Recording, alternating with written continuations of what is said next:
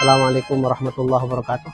Alhamdulillah, saat ini saya berada di Asrama Haji Bekasi. Tentang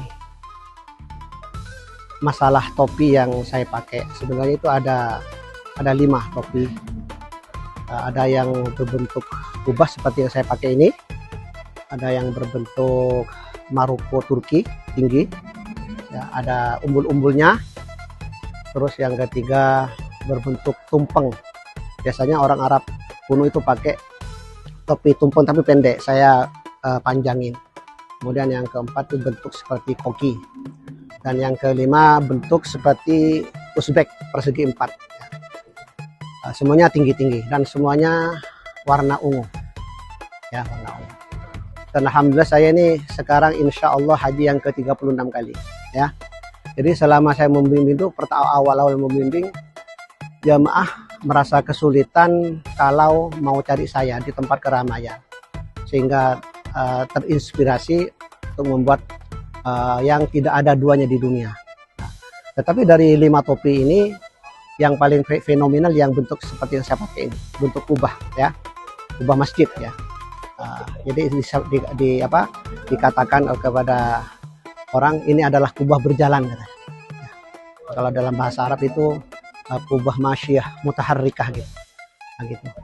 Ya, sebenarnya intinya saya memakai topi ini dalam rangka memudahkan saja, memudahkan jamaah nanti di tempat ramai mencari saya atau dalam pertemuan yang begitu banyak, saya tidak usah bawa bendera, cukup melihat dari topi saya.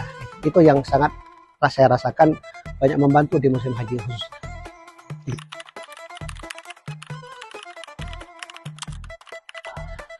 Banyak yang heran jamaah, Pak, bagaimana cara bawanya, Pak? Kan kopernya hanya 1, katanya. Bagaimana triknya? Saya bilang ada ilmunya, kata saya. Nah, caranya bagaimana kalau kayak topi ini? Caranya begini nih. Nih, ya. Tinggal begini nih. Jadi bisa ya. Jadi pesan saya kepada para jamaah, karena haji saat ini memang agak berbeda dengan haji-haji sebelumnya, di mana sekarang kan diurus oleh syarikah.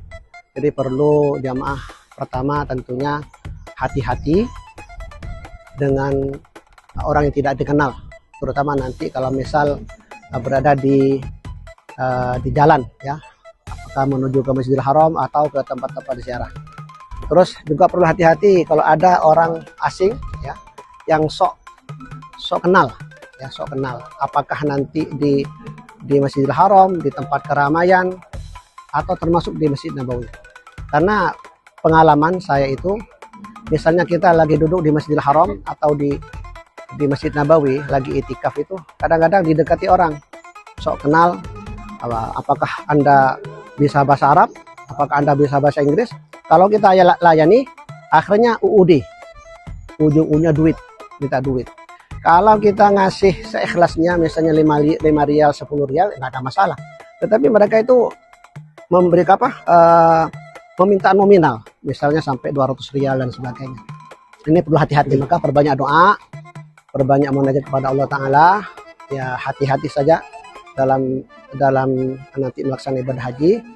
Usahakan para jamaah kalau berangkat ke Masjidil Haram atau pulangnya atau juga di Madinah, jangan sendiri, ya.